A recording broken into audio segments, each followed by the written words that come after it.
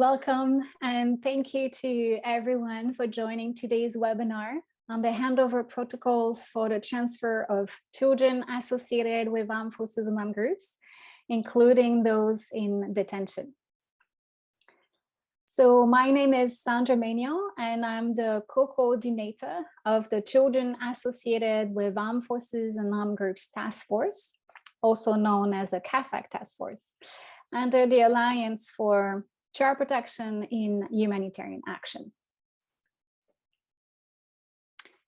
So today we have this webinar. Just wanted to double check that we have, yes, the slides are on. Okay, excellent. So as a global network of operational agencies, practitioners, policymakers, academic institutions, and donors, the Alliance facilitates interagency technical collaboration on child protection in all humanitarian contexts. So the operational guidance that we're presenting today is a collaboration between the Alliance CAAFAG Task Force and Watchlist on Children and Armed Conflict, which is a global network of international human rights and humanitarian organizations striving to protect children in situations of armed conflict.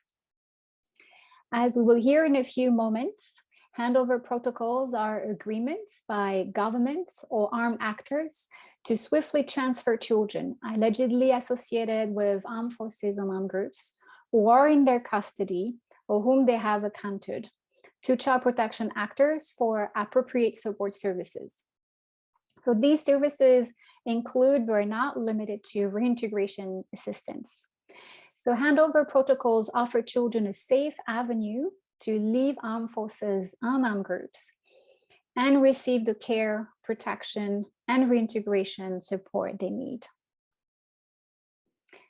So the operational guidance aims to support the signing and implementation of handover protocols by providing child protection actors with good practices, lessons learned, and other useful information on previous and ongoing negotiations and implementation processes in various countries. It seeks to support child protection actors to initiate and strategically navigate negotiations, to promote the release of CAAFAG in detention, and improve standards for their prosecution. It also strengthens the implementation of handover agreements and the safeguarding of children at every stage of handover. So before introducing today's panel, I would like to take a moment to thank all colleagues behind the operational guidance and this webinar.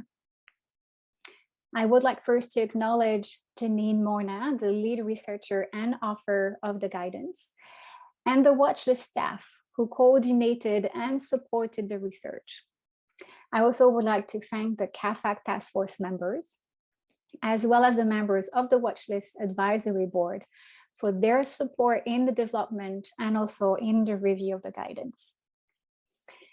We would like also to thank Hani Mansourian, the co-coordinator of the Alliance, and the members of the Alliance Steering Committee for reviewing the guidance.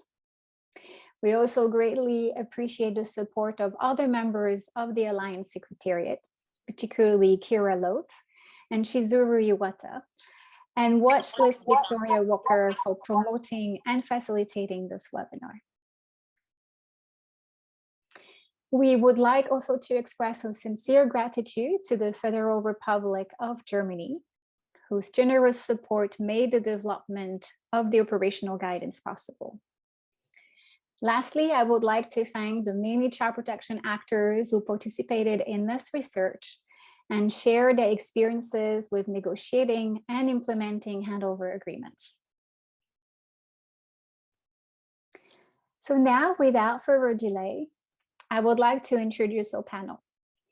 We're very pleased to have with us here today, Janine Morna, the author and researcher of the operational guidance. Janine is an independent researcher and lawyer focusing on international children's rights.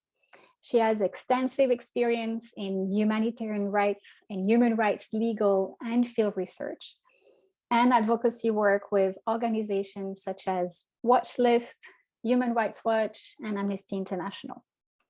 She has been conducting research for Watchlist on the detention of children in armed conflict and the role of handover protocols in promoting the protection of their rights since 2020. We're also very excited to have with us today Solange Vass. She's the Chief Child Protection Advisor with the UN Multidimensional Integrated Stabilization Mission in Mali, also known as MINUSMA. Solange has firsthand experience in the implementation of Mali's handover protocol, which has led to the release of children from military custody to civilian reintegration programs. Following the presentation, Mrs. Adrienne Lapper, the Director of Watchlist and Children in Armed Conflict, will moderate the question and answer section. So please use the Q&A function to ask your question instead of the chat so that we can more easily track your questions. So this is this icon in the bottom of your screen, little bubble saying Q&A. So now I will hand over to Janine, who will tell us more about the handover protocol and share some of the good practices and lessons learned in the negotiation and implementation of these agreements. Janine, over to you. Thank you. Thank you so much, Sandra. Thank you to Watchlist and the Alliance for organizing this webinar and providing a forum to share some of the major recommendations from the guidance note. And thank you to all the participants for joining us in what will hopefully be a very useful discussion. The guidance draws on 75 informant interviews with key stakeholders in humanitarian, UN, and government sectors across 13 countries who have all graciously shared their expertise and experience working on these issues. To start this discussion, I ask you first to consider the thousands of children who have been coerced, pressured, abducted, or lured to fight or participate in an armed group or force. And then, upon their escape or release, instead of being allowed to return home where they can receive the support and reintegration services they deserve, they're instead detained by the government or an acting authority in an undisclosed facility for their alleged association with that group or force. Few of these children are ever formally prosecuted, and often they're held in facilities unfit to meet their needs. Handover protocols, as mentioned by Sandra, are designed really to support children associated with armed forces and armed groups, or CAAFAG, at every step of this cycle. They're an agreement either by the government or an armed group with or supported by the UN to transfer children from the custody of security actors, all whom they've encountered, to civilian child protection actors for support services, including, but not limited to, reintegration assistance. Handover protocols systematize and standardize the process of transfer of CAAFAG. So while the specific data on the number of children released through handover protocols is not readily available, anecdotal evidence suggests that in some cases, the rate of release is relatively high. My colleague Solange, for example, can give you a sense of what the rates of release are in Mali. And even when the releases do not take place as routinely as stipulated in the handover protocols, child protection actors have relied heavily on these agreements in their advocacy. Handover protocols have been signed in 8 countries. So you can see that on the next slide. And those are the ones that are marked with the black dots. 7 of them have been signed by governments, and 1 has been signed by the Ansar Allah, formerly known as the Houthis in Yemen. Some countries, I should point out, like Myanmar and the Philippines, have national legislation outlining the release of children from military custody. Handover protocols are also being pursued in at least 3 other countries. So before the coup in Burkina Faso, Mozambique, and also in Nigeria. I think it's important to note that in addition to handover protocols, there are other documents that might call for the release or formal release of CAAFAG to civilian authorities. They might be action plans, peace agreements, ceasefire agreements, DDR frameworks, hostage handovers, sometimes national legislation. But handover protocols are typically pursued in situations where they're considered less contentious to negotiate than other more sort of politically charged agreements, and when there's a process needed to quickly facilitate the orderly release of children. Historically, handover protocol negotiations have been initiated and led either by UNICEF and other child protection advisors in the UN peacekeeping missions. And in some countries, the UN has also partnered with the ministry responsible for the protection of children, and the two have jointly led the discussions. The role of civil society throughout the negotiations is primarily supportive. In at least one country, an NGO brought the UN's attention to the treatment of CAAFAG and really mounted pressure on the UN to take forward handover protocol negotiations with the government. And in some cases, the UN has consulted with NGOs to develop a strategy for negotiating with the government, and has also included them in the review of the protocol and in the accompanying documents. NGOs also typically play a very important role in implementing the protocol by providing support, interim care, and reintegration assistance. So through the research, we developed what we think are 7 tips, basically, for the implementation or for the successful negotiation of handover protocols. So our first recommendation is really to begin by conducting a situation analysis. You really need a strong understanding of the local context, with detailed information on the recruitment, use, and detention of children allegedly associated with armed groups and forces, as well as an understanding of the government or armed groups' attitudes and perceptions to CAAFAG. It can also be really helpful in the beginning to map the availability of child protection actors and services that might be in a position to provide reintegration assistance. The second recommendation is really to identify timely opportunities to negotiate the protocol. Timing, we found, it really is everything, and it can happen at different points. So the first is perhaps when the situation in the country really escalates and there's a sudden rise in the level of recruitment and use of children, or an increase in the detention of children, then this might be a time where governments are particularly incentivized to act, especially if they don't have the means or expertise to support these children. So for example, in Niger, when there was a mass detention of children from the Lake Chad Basin for their alleged affiliation with Boko Haram, this really created an ideal environment for negotiating the handover protocols. You could also choose to begin negotiations during a period of relative calm, where the stakes are much lower, and that can be a good time to engage.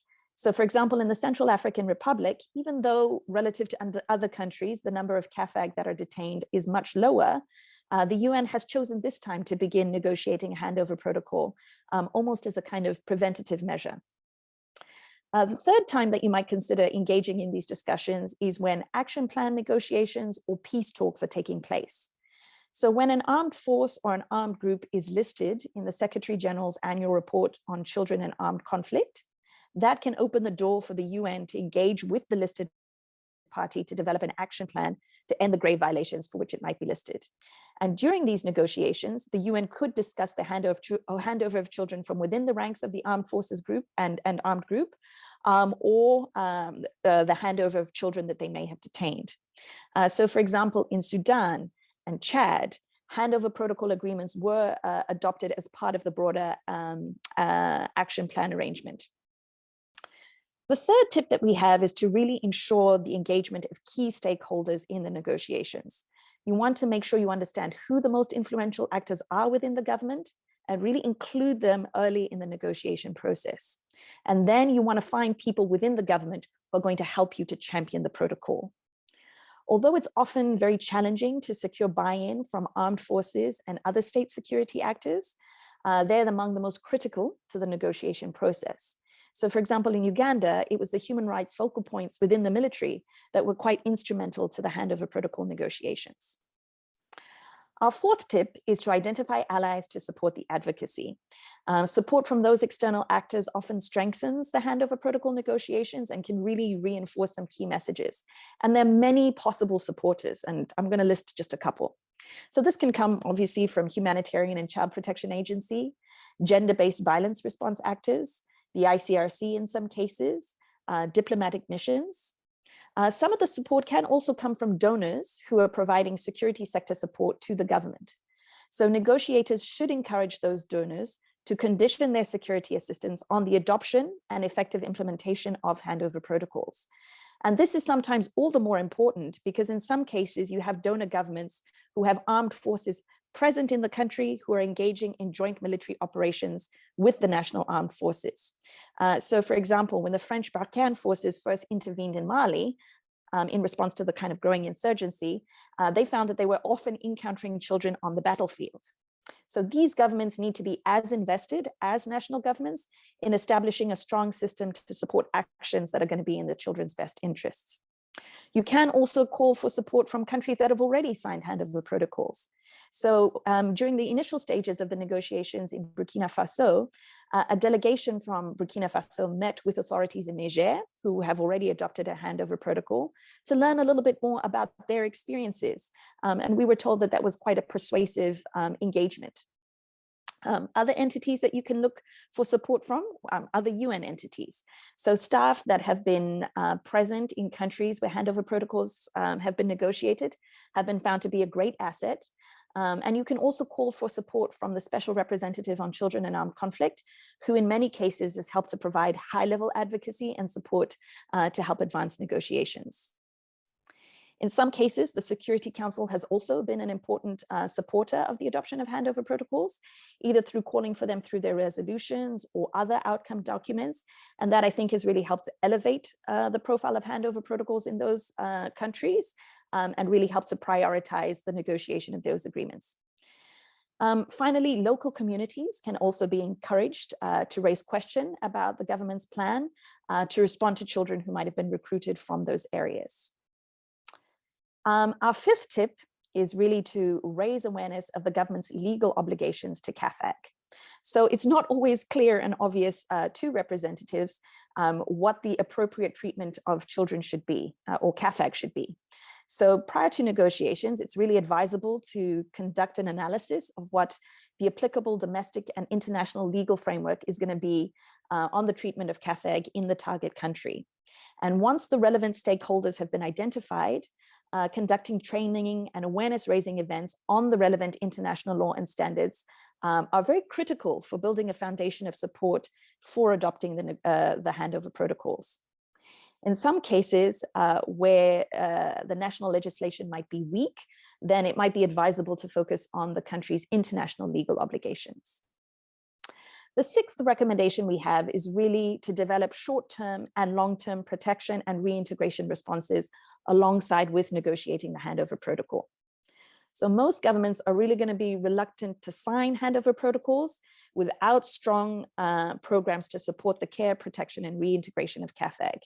And in particular, governments want to ensure that any child that is released is not going to be a security threat to the local population, or potentially at risk of re-recruitment by armed groups, or at risk of facing retaliation from their local communities.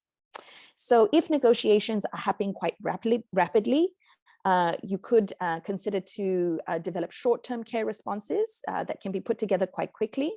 And that ensures a minimum level of preparedness, especially for children who might have special needs. Some of the initial steps that you might want to be taking during the handover protocol negotiations include mapping some of the pre-existing child protection systems that could be used to support any children that are released. During this time, preparation should also be made for long-term reintegration responses, where children are transferred to civilian child protection actors, and they may spend a few months in residential or non-residential facilities where they're provided with immediate care and protection and receive the support they need to prepare them to go back to their families and their communities. The seventh and final tip that we have is really to consider the process that you're going to use to engage in the handover protocol negotiations. So managing the negotiation itself is sometimes as important as managing the political sensitivities surrounding handover protocols. So negotiators really want to consider how and when they are going to engage various stakeholders in the negotiations. So it could be bilateral, sort of one-on-one discussions with different ministries, or there could be a series of workshops where different stakeholders are engaged. In some countries, the government has set up a committee that is going to be the one leading the negotiations, or they'll have a lead representative who will engage with the UN and kind of oversee the implementation of the handover protocol. Whatever the format that is best for the country that you're in, it's really important, we think, to maintain momentum for the discussions. So what does one do if you are engaging with a state entity that is holding children, or not engaging with a state entity rather that is holding children, but rather an armed group? Well, as I mentioned earlier, the UN has successfully negotiated a handover protocol with one armed group, the Ansar Allah in Yemen. And prior to the coup in Sudan, the UN had also begun to engage armed groups who were part of the Juba peace agreement to commit to various activities, including the development of handover protocols for the transfer of CAAFAG. So some of the traditional approaches that I mentioned before may not really be relevant to engaging with armed groups because many of them just lack the same resources and capacities as governments. The major recommendation from looking at the case study, I think, in Yemen and from other research is really that when the UN is engaging with an armed group, for example, in action plan negotiations or peace talks, negotiators should really consider, in contexts where it's relevant, advocating for the adoption of handover protocols among the armed group's commitments. So as I mentioned before, handover protocols can and have played a very important role in promoting the release of children in detention. So as I mentioned, in countries like Niger, the handover protocol was negotiated specifically to address a large number of children from the Lake Chad Basin who had been detained for their alleged affiliation with Boko Haram. So if you look at all the handover protocols that exist currently, most of them are phrased quite broadly, and they call on the transfer of children separated from armed forces and armed groups. And in several countries, that has also included the transfer of some children in detention. It is important to state, however, that these are not documents that are providing some sort of grant of immunity, which has been a common objection among governments. So as childcare practitioners, what do you really want to be saying about children in detention in your handover protocol? Well, first, you want to say that all children in military or armed group custody, including those in detention, really need to be transferred to civilian custody, and that's no matter what. And the specific arrangements around transferring children from detention can be outlined, not necessarily in the handover protocol agreement itself, but in an accompanying implementation plan. The second is, if there is no agreement with the government that you are going to unconditionally release all the children that are encountered or in their custody, including those in detention, and if the government is really insisting on pursuing some cases against some children, then we really are encouraging practitioners to outline the standards for prosecution of children in the handover protocol. And that's not really something that's been done before. So what does that really need to include? Well, first of all, the fact is this should really only happen in exceptional cases. So the prosecutor has the discretion to decide who they're going to pursue prosecutions against. And for example, the special court in Sierra Leone determined that it was not going to prosecute any children for their involvement in the war. Children should also only be prosecuted for very serious crimes, so war crimes or crimes of physical or sexual violence. That's the standard that we're recommending in the guidance note. Children shouldn't be prosecuted solely for membership in armed groups or forces, and that includes groups designated as terrorist. And they shouldn't be prosecuted for activities that would otherwise not be considered criminal, so cooking or cleaning or driving. It's also important to articulate that criminal responsibility is individual. So children shouldn't be detained, prosecuted, or profiled based on their association of their parents or their relatives. So children who meet the criteria for prosecution should be transferred from military custody and sent to the authority responsible for juveniles within 24 hours, who make the determination about the prosecution. So if we could just switch to the next slide, because it outlines a little bit the standards so people can follow along. Thank you. A specialized juvenile justice system or civilian court with personnel who are trained on child-friendly procedures and who are connected to the child welfare system really should have the primary jurisdiction over children investigated and or charged for crimes during their period of association, rather than the military, intelligence, national security, or other similar special courts. In all cases, children deprived of their liberty have the right to prompt legal and other appropriate assistance and should only be held in facilities that support and prepare them for reintegration. In accordance with international standards, children who are accused of crimes during their association should be treated primarily as victims, and detention should only take place as a measure of last resort for the shortest period of time and in line with international juvenile justice standards. So what does that really mean? Well, as child protection practitioners, you should be advocating for states to design diversion mechanisms for children that are charged with crimes during their period of association, which really allow children's cases to be resolved by non-judicial bodies. And this has happened in a variety of contexts. Restorative justice mechanisms and local community-based programs, which both help to children appreciate the moral consequences of their acts, but also help to promote reconciliation, are an alternative to detention. So in some countries, this has included truth and reconciliation commissions, which have provided a forum for hearing children who have committed war crimes, and include special safeguards for children who are testifying. It could also include traditional justice systems or reparations.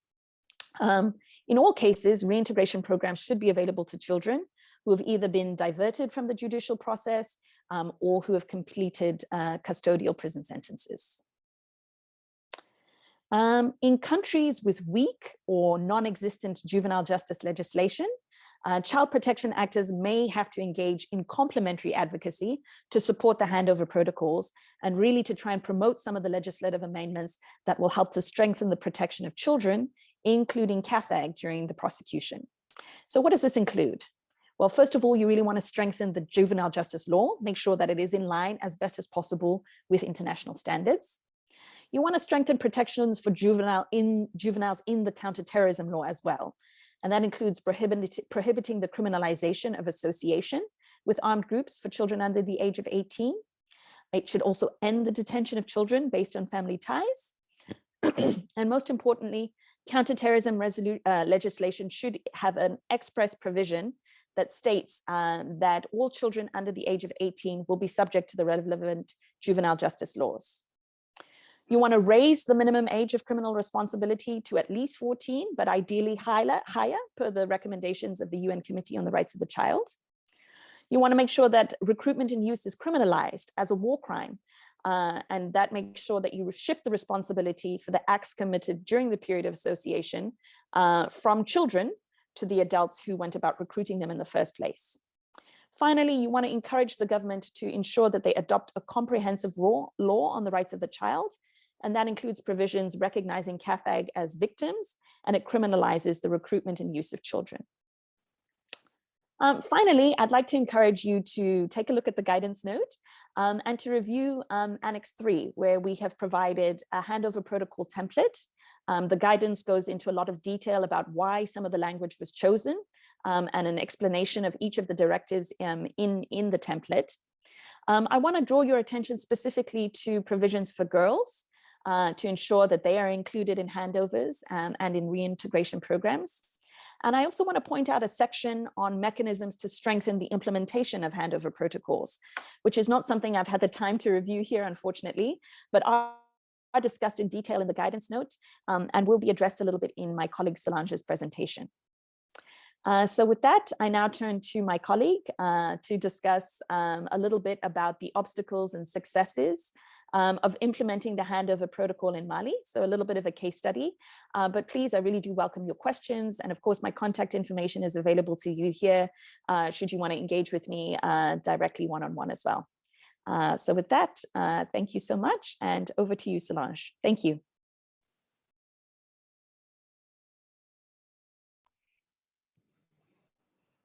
Good morning, all. Can you hear me, Janine? I'm sorry, I'm having technical issues. I had to join from my phone. Yes, we hear you well, Solange. Okay, thank you. I'm really sorry. I'll ask for your indulgence first. I had to join from my phone due to technical problems with my computer. So, but I'll do my best, and I hope you guys can, be a bit indulgent. So, first of all, good morning. My name is Solange Vaz. I'm the Special Child Protection Advisor of the MINUSMA mission, UN mission in Mali, and also heading the Child Protection Unit. And today we are going to be discussing very briefly what is basically our experience in implementing the handover protocol in Mali. Without further ado, I think we can start already. Okay, run with the next slide. Okay, so just a little bit of background, first of all, on the protocol. As you can see here, the protocol basically was signed in July 2013 between the UN and the government of Mali. So basically, it complemented an earlier interministerial circular that was basically signed by 5 ministers, addressed to all authorities and leaders, and basically addressing the main, let's say, minimum procedures for handing over children found associated with armed forces and armed groups. And at the time, I must say that it was very much needed, because we had scores of children that were recruited and used by armed groups, even though at that moment, we could not really make up for exact numbers. Here you can see one extract of the then report of the Secretary General, when he was basically making mention of 24 children that were held in detention facilities by government. Just to mention that a few dozen others were also held here and there by respective armed group that has seized them during military operations. So that was the momentum, basically, that the protocol was signed. And because we had basically many issues to contend with, and we were lucky to start with, because we had always very good, let's say, will and acceptance from the government. And that also in itself is very important if you are to ensure the success of implementation of any protocol, of course. Next, Kyra.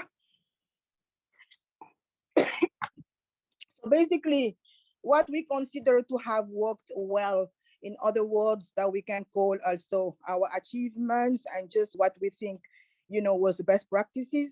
The first one, as you can see from the slide, we have had an extremely high release of children from detention since the protocol was signed up to the end of last year. So up to 99% of children that were arrested and detained were all released.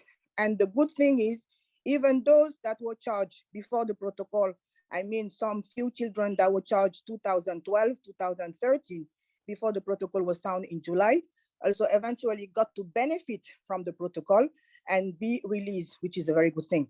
So now we have only about 1% children that are remaining in detention. And it is worthy to mention that their minority age is factored, and they are now staying there just because of dispute on their age. In other words, government is considering them to be of adult age, but we have the assurance that as soon as they have the proof that indeed these are children, they will be released, which is a very good thing. And of course, we don't have any child arrested that is below 13, which is, I think, a very good thing, considering the particular case in Mali and also the sub-region. The other successful story that we have is that even, it's still back on the slide, sorry, even though the protocol is signed only by the UN and the government, it's bound, it's binding to everyone. So all the forces that basically perform arrest and detention and handover are following the rules. And it's a very good thing for us. Not to name but a few, Borkan, the MINUSMA mission, all of them have their own SOPs on arrest, detention, and handing over of individual, including children, but they do their best to basically work with us on the protocol. For example, MINUSMA, even the SOPs on detention specifically mention the protocol and the need to hand over the children to the child protection section. Thank you. Now we can move on to the next. I'm very sorry about that. And the third one we are having is basically coordination. We found that given that the protocol clearly specifies who is receiving the children, has really helped us a lot in avoiding, disorganization and chaos that usually arise when children are arrested and people, practitioners, try to find out who to hand them over to and how to do it. So since the protocol is very clear on that, that has helped us a lot. And of course, we have specific provisions according additional protection to children, to name but a few. Basically, foreign national children have very specific provisions for their repatriation, also limitations to the nature of interviews to be conducted, nothing that is harmful to the children, nothing that puts them in danger, prohibition of military interrogations, and of course, protection of children from the media. What some of you may not know is that in the early days that the protocol was being implemented, a lot of children were being basically, exposed through the media, through the news, to show that the protocol was being respected.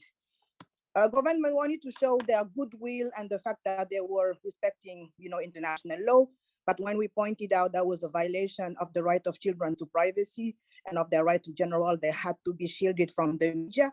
They quickly agreed with us, and that didn't happen again. But we had a lot of cases where children will be just being depicted and shown in the news, and to show that the protocol was being basically implemented. And as we said, also confidentiality of information, everything that is gathered about the children are shared with others on only a need to know basis. The fact that we have a set time allocated for the handover of children is also very important. And most of it, actors, stakeholders really try to stick to it. Of course, we have every now and then few cases where the children are detained beyond this reasonable period, but sometimes it's because either they've been injured and need to be provided specific care, or something very specific happened. So those are just one-to-one basis. And also cooperation with the international forces, as I was saying, that perform arrest and detention has proved to be very useful. We are having weekly meetings. We are having specific formal forums that are set up to discuss, what is happening. We are having specific training provided to the also forces, Malian Defense and Security, not to name them. And they have each and everyone appointed focal points, which works very well. The next slide. Okay, so I have some, can we go on with the next slide? Okay, so joint detention visits and interviews is something that has helped us a lot.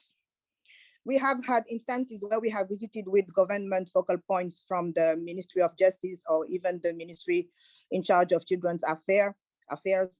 And we found that was very effective, not only in ensuring immediate release of children at times, but also in ensuring sometimes immediate follow-up to issues raised by the children, such as poor detention conditions or ill treatment allegations, etc. So we were able to follow up right away. And that also has been very, very well. And I think I have a last point that maybe was not covered here. Yeah, government system, focal point system also, and in general machinery. So I'm still on the previous slide, you understand. That has also proven to be very well in terms of allowing us to implement the protocol in a positive manner. First, when we had at times the focal point from the government, the position was vacant. So it was extremely difficult at times to even access some of the detention facilities. But we found that if and when there is a focal point dedicated to the implementation protocol from the side of the government, it's really very helpful. Now on to the obstacles. I think one of the biggest one really is the difficulties in determining the children's ages. This is really I can say the major obstacles we have had so far for implementing the protocol, because as you know, there are various birth registration issues in Mali, and really when children don't have a civil documentation, it can be problematic. So here what we've tried to do is basically train all those that are working and implementing the protocol. So we found that by discussing with them, raising their awareness on the provisions, and just in general, reviewing the procedures, it's been very helpful. So what we've done so far is also work with government on trying to adopt alternative credible ways, because so far many people are still relying on the, I don't want to call it old ways, let's say ways that were formerly used, such as going to a forensic doctor to measure the length of the bones, do x-rays, etc., trying to determine the age. And just to give you an example, we had a case where we determined the individual to be an adult when they conducted an interview by the other officials. They said he was 16. At the end of the day, the person was about 32 years of age. So it's just to tell you some of the problems we are having. On to the next slide, Kyra, please. The second one is basically lack of awareness, as I was mentioning. Every now and then, especially in the regions, you will come up on someone like a brigade commander who's accepting children from the farmer because simply he doesn't know that the protocol is in existence. But those are quite easy cases, because every now and then when we are aware that children are being handed over to them or about to be handed over, that's mostly the case, we are able to intervene quickly and thwart that course of action so that the children are instead hand it over to the Regional Directorate for Protection of Women and Children. That has worked also well. So what we found is, especially in the region, we must continue our awareness raising work through posters, through technical workshops, and basically, let's say, constant interaction with the partners that are there on the ground, constantly training them. I'm saying something about active engagement and advocacy with the prosecutor's office. As you must know, we talk about it a little bit later. Now we have this counterterrorism agenda in Mali and a special anti-terrorist pole. So we also have to particularly interact with that office in relation to children that are arrested for association with groups labeled as terrorists, between quote and quote. So on to the next slide, which is on the, I think, protocol, handover protocol. We found that the fact that there is the G5 Sahel operation in Mali covering basically 5 countries. And we found that the fact that we don't have either a common protocol common to all the countries, or every country having its own protocol, it's still basically boiling down to the same for us is a problem. Because for now, the cross-border dimension of the conflict is not only putting children at risk, but many of them are found in Mali. They are foreign nationals that need to be repatriated. So the problem we are having is a child may find himself handed over, let's say, to child protection actors in Mali and liable to prosecution if and when we return him to his country of origin. And that's something we have to deal with. So our next course of action is to advocate so we can have either a common protocol to all G5 countries or try to harmonize the already existing protocols. The next slide. Now onto the anti-terrorism agenda. As I was saying, Mali, most of you know of the particular situation in the country. So the legislation, the measures, the operations, all of that regarding, terrorism has of course affected our operations. As I was just mentioning, when we have a group of children that are arrested because they are accused of basically colluding with terrorist groups, we have a really hard time getting those children out compared to other more maybe accepted groups. I mean, this is just for lack of better words. And what we have, I'll give you an example of a group of 15 children we had last year in detention, and all our negotiations with the special prosecutor, heureusement, as they say in French, pointed out to the fact that if and when we produce identity documents, the children will be released. We are working on that. But just to tell you, it's been very difficult. Did I say last year? 2 years ago, I'm sorry. The 15 children have been there 2 years ago. We still managed to release some of them last year. I think about 3 of them are still there. But it's just to tell you the difficulties we are having compared to other children from other groups. And I think this was the last of my obstacles. Now, my last slide, basically on the impact of the protocol so far for us in Mali, actually. As I was mentioning before, I was talking about the importance to have acceptance and goodwill from the government. That's a total yes. If you don't have that, you're not getting anywhere to start with. And then for us, it has been extremely instrumental, securing a very high release of children from detention. As I said, up to 99% of them have been released, which is fantastic. In the beginning, there was on my slide, but I didn't mention it, we have about 35% of all children that were, 35%, of all children that were recruited and used. So 35% of those children were actually arrested, detained, and released. For us, it's a huge number because that means that we have a quite substantive number of children arrested. We have quite a good number of children that are actually recruited and used that are finding themselves in prison. But if we're getting 99% of those released, then it's a good thing. But it's just to show you the amount of children that are actually being recruited and unfortunately end up in prison, which is definitely another type of violations of their rights, but I will not dwell onto that. Greater protection of children affected by the conflict. I was talking about the special measures for foreign national children. I spoke also about how they were shielded from the media exposure and confidentiality and interrogations to be conducted. So, and of course, special needs of girls, women, and not women, and children with special needs. So all of that is covered. And how, when, before they are handed over, they have to be separated, you know, gender, these are just the common, how do you call it? Common things you'll find in the protocols as to the minimum standards. That's why I did not really dwell on that. So for us, it also has an impact on the protection of children. I was talking about the clarity on the roles, procedures, and responsibilities, starting with the actors at the regional level, where we have had, with the UN, I mean, with the support of UNICEF, installed transit and orientation centers with the regional directorate, which is the government body, to make sure that all the children would be taken care of. And then, yeah, the expanding counterterrorism agenda, we spoke about it, how this has been helping. And just that if we did not have this protocol and could not ensure these many children were going through the necessary reintegration system, what would we have? We already know that in Mali, we have about, yesterday I was counting 1,600 something schools that are closed.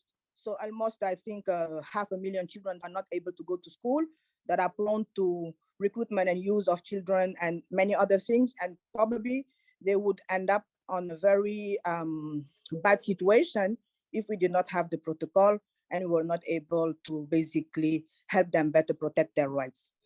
Thank you very much. I think I will stop with that. And probably if we have questions or more interactions in the chat, we can continue. Thank you very much. Thank you very much, Solange. That was a very interesting presentation, and I think it really illustrates how handover protocols can be used as a tool to promote the protection of children's rights in armed conflict, but also considering some of the limitations and challenges of implementing handover protocols. I'd also like to thank Janine for your thorough presentation on the new operational guidance. We've dropped the link to the operational guidance in the chat for those interested in reading more. Yeah, so we'll now move on to the Q&A. For those who may have missed the introduction, I'll just introduce myself briefly. I'm Adrienne Lepar. I'm the director of Watchlist on Children in Armed Conflict. And we'll take some questions from the audience. Just a reminder, you can use the Q&A function for those. But just before we do, I'd like to very quickly turn to Janine, as you know, is the researcher and author of the operational guidance. Janine, you've been conducting research on the detention of children in armed conflict and the role of handover protocols in protecting their rights for nearly 2 years now. And you've written 2 reports on this issue and now the operational guidance. So what is next? What comes next? Yeah. That's a good question. I mean, I think the first thing we want to be able to do is to roll out the guidance as best as we can.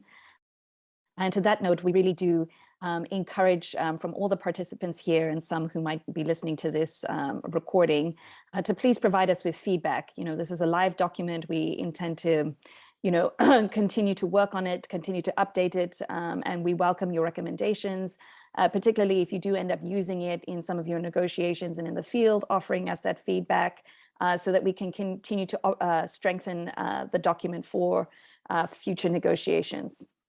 The second is, I think we really want to translate the document into French and Arabic to make sure it is well and fully accessible to those communities, and there are plans for that coming forward. And then the third is, I think we want to continue to familiarize policymakers with handover protocols and to advocate for their signing, to advocate for their better implementation.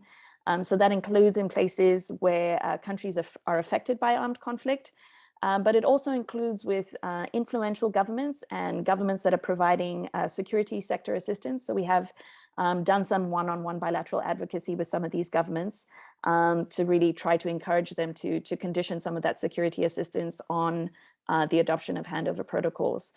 So I think those will probably be the immediate next steps following the release of the guidance note.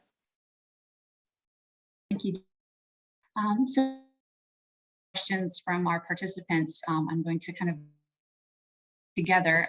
We've had some questions regarding what happens with children once they've transferred to child protection actors. So this is perhaps a for Solange points to add about how children released from detention centers receive the support services that they need, whether including reintegration, support for survivors of sexual violence, psychosocial support, etc. And particularly, maybe for Janine, how to address that in country situations where there may not be strong national reintegration programs. So first, maybe Solange, and then we'll turn to Janine. I'm sorry, I think, Adrienne, I think I missed the first part of the question, please. I'm sorry. Sure, just how do you ensure that children that are transferred from detention to child protection actors receive the support services that they need, including reintegration, but also psychosocial support, support for survivors of sexual violence, etc.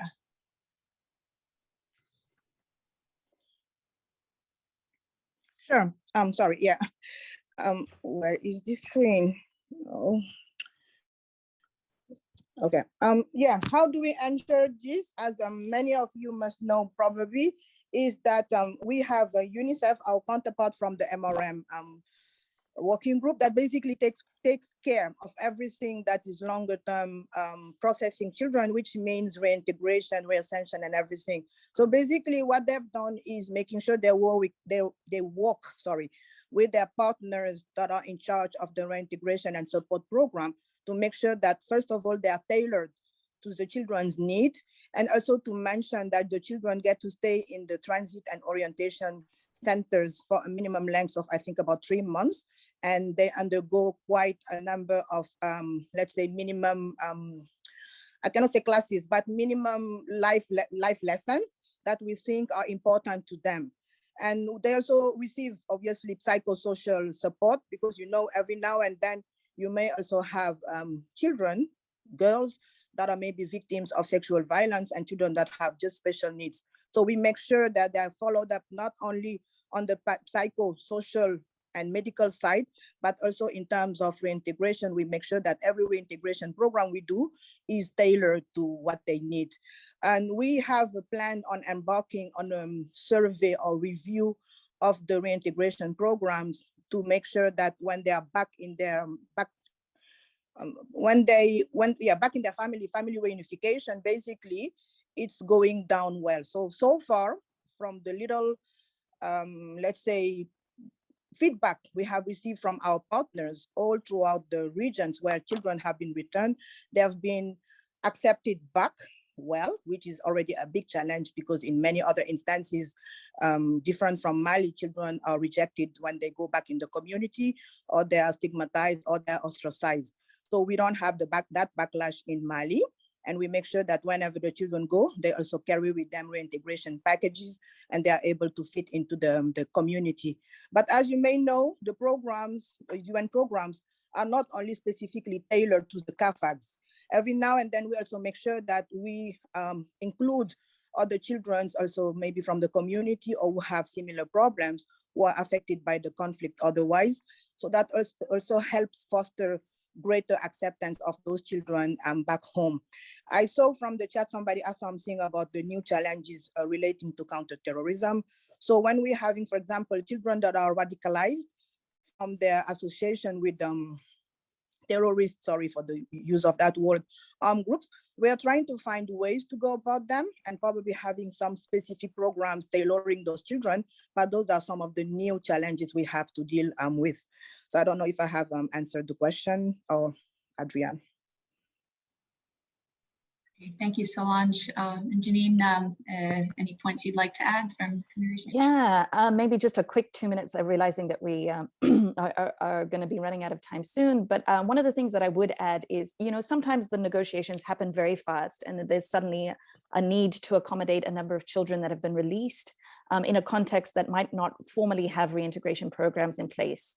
In those cases, UN and other actors have tried to leverage as best as possible whatever child protection systems are available. What facilities can you house these children in? what staff can you mobilize from UNICEF and other organizations to do as soon as possible training of local social workers and others so that they're in a best position to help to provide some of the reintegration programming. I do think it is a moral and ethical responsibility to ensure that when handover protocols are being negotiated, there are structures in place to sort of receive the children, to make sure that they can be safely reintegrated back into those communities, and that those structures are being developed simultaneously with the handover protocol negotiations. But I would say in the immediate short term, and this is discussed a little bit in the guidance note, people have really tried to leverage as much as possible pre-existing services that are in place. But yeah, this is really a negotiation you should take on when it is apparent that there will be proper reintegration services available for children. Thank you. I know we're soon nearing an end, so I'll maybe try to do a quick flash round of a few outstanding questions. I know Solange did touch on the issue of the counterterrorism legislation and challenges that poses, but I wanted to also maybe ask if Janine could further elaborate on that from some of the other contexts that you'd looked at. And then lastly, if both colleagues can touch on provisions for girls specifically. I know Janine mentioned this in her presentation, and it's a key section of the operational guidance.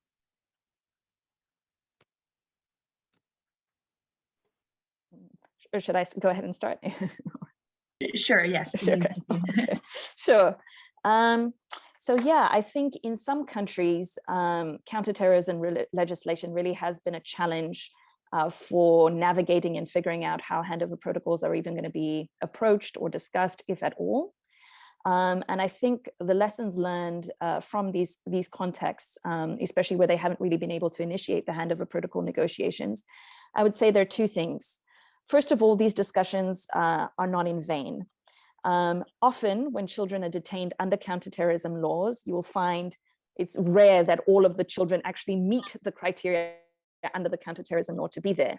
Many children are below the age of criminal responsibility, or have been detained because they have family ties, or have been detained because they have their religious or ethnic identities, or because they've been found in areas that are where armed groups or armed forces are known to operate. The population of children typically in some of those places extends beyond children that have been directly involved in an armed group or force. And there's a lot that can be done to chip away at that population and really ensure that the only children that are actually in or that are being held by the government are children that have actually actively participated in armed group or force and have participated in criminal activity. So in those contexts, one of the approaches that UN and other actors have started to do is, this is a very challenging, we're up against some very tough counterterrorism laws. Let's actually look at the population of children. It's heterogeneous, there tend to be lots of different children there, and see how we can slowly start to break away at that population, and handover protocols can be used to address that. The second thing is handover protocols are very good awareness raising tools. There are a lot of government representatives that are not necessarily well informed about protections for children. And counterterrorism laws are not designed with child protection protections in mind. A lot of them don't even have specific distinctions by age. And the handover protocol negotiation can be an important awareness raising incentive to highlight or show shortcomings in the law, and how there need to be better provisions and protections for children. So that's the one thing I would say about that. They are challenging. It is a difficult negotiation, but still worth having. And the second thing is, yeah, in the handover protocol, we did try to include, even though it doesn't exist in other contexts, some specific recommendations to make sure that girls are included in handovers. As we know, they're often overlooked because they typically don't serve in combatant roles, and so are not necessarily seen as victims or as people in needing of assistance. And we basically sort of come up with three recommendations, which is first that people from the military, as well as women from female detention facilities, need to be trained to help identify girls who are associated with armed forces and armed groups. Those girls need to be informed of the reintegration services that are available to them, and be put in a position where they can be given an informed, where they can make an informed choice about participating. And the third thing is reintegration programs really need to be designed with them in mind. So to have things like provisions for their children, for example. We know that girls perhaps perform better in community-based reintegration programs and not necessarily in residential community-based programs. So designing the reintegration programming with them in mind to encourage their handover. Sorry, to you, Solange. Just if you have any points to add regarding yes, reintegration support for girls. Yeah, just to mention that, I think I also mentioned that we make sure that all the centers that are basically supposed to receive girls are first having the minimum required, you know, that girls are being separated from boys and they're having to cater for their minimum needs. I would just take an example that is very obvious. If, for example, they're having their periods or any type of girl-specific needs that also, you know, factored and catered for. And I was talking about sexual violence and how we not only have ready-made programs, but also people on standby ready to provide support. So without, you know, monopolizing the word, that's just what I wanted to mention, that it first starts from our CTOs when we make sure that we take care of them before proceeding, of course, to the specific reintegration. Janine just mentioned something very specific, how girls can be very good at certain programs. So we also make sure that whatever programming, especially in Mali, trust me, you have many reintegration projects that are just for girls and definitely not for boys, as you can imagine. Thank you. Great, thank you, Solange.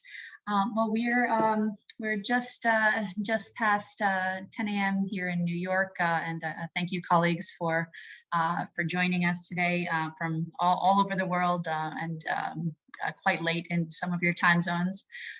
We really appreciate the interest and are sorry that we can't get to all the questions, but Janine's shared her email in the chat. We've also shared Watchlist's general email box, which is regularly monitored.